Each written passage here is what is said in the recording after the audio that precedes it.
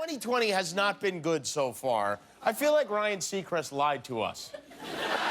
U.S. and Canadian intelligence officials believe that after the airstrike the other night when Iran retaliated against us, the Iranians accidentally shot down a Ukrainian passenger jet, killing all the passengers on board, 176 people. And the New York Times today obtained video that appears to have captured the incident. Officials believe that the plane was shot down by 2 Russian-made missiles from Iran. And, of course, President Trump rejects the notion that this terrible accident may have been a result of his recklessness.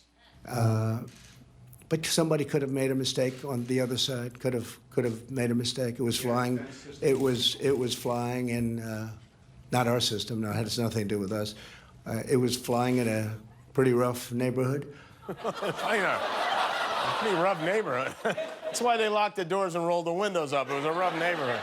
I know, that's an insane statement to make. The sky doesn't have neighborhoods. The plane was 8,000 feet in the air.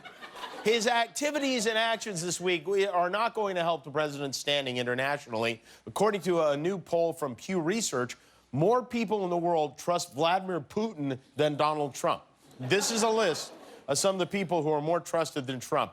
Putin, President Xi of China, Kim Jong-un, Scar from The Lion King, the Joker, Gollum, Bill Cosby, Bernie Madoff, Harvey Weinstein, the ghost of Hitler, peanut butter cup with a half-exposed razor blade in it, and then Donald J. Trump, our president. But our dear Miss Leader was at it again on Twitter today. If you're wondering why people question his honesty, today the president took credit for, well, look at this, U.S. cancer death rate, lowest in recorded history. A lot of good news coming out of this administration.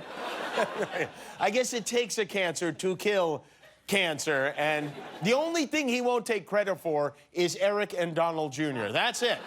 By the way, the study Trump is citing says the rate of death from cancer has decreased steadily since 1991, which means somehow he managed to cure cancer back when he was doing Pizza Hut commercials or something. So today, the House passed a resolution to limit the president's war powers. Some Republicans even joined Democrats in the vote to limit his powers. The goal is to try to restrict his war powers to 2 Rock'em Sock'em robots, and that's it. The resolution would limit Trump's ability to declare war on Iran without Congress's permission, which seems like a good idea. It's like parental controls on an iPad or something.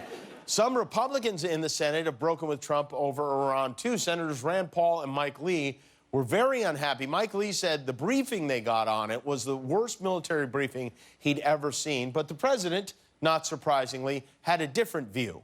So here's what happened on that. I had calls from numerous senators and numerous congressmen and women saying it was the greatest presentation they've ever had. Mike and Rand Paul disagreed because they want information that, honestly, I think is very hard to get. It's okay if the military wants to give it, but they didn't want to give it. I get along great with Mike Lee. I've never seen him like that. But other people have called and they've said it was the best presentation they've ever seen. Oh, you see, it wasn't the worst presentation. It was the best presentation. It's so easy to get those two things mixed up. And the weirdest thing Trump said today was this: even with all hell breaking loose, the president found time to brag about an idea he had to give NATO a new name. I spoke to Secretary General yesterday, and we had a great conversation. He was very, I think he was actually excited by it. And I actually had a name, NATO, right? And then you have ME, Middle East. You'll call it NATOME. I said, what a beautiful name, NATOME. I'm good at names, right? USMCA. Like the song, YMCA. Natomi, we would say. You're gonna... Like, it makes sense, like Natomi Watts or something. She's terrific. By the way, I think I figured out why he randomly referenced the YMCA. It's because, look at this picture. He was standing between a cowboy and a construction worker. Maybe he thought it was the village people. I don't know. And then the president gave us a pretty good explanation of why he's like this. I give up my salary. It's $450,000, approximately $450,000 presidential salary. I give it up. It goes to, usually I give it to drugs. I give some to Elaine sometimes for transportation. he gives his salary to drugs. Now it all makes sense.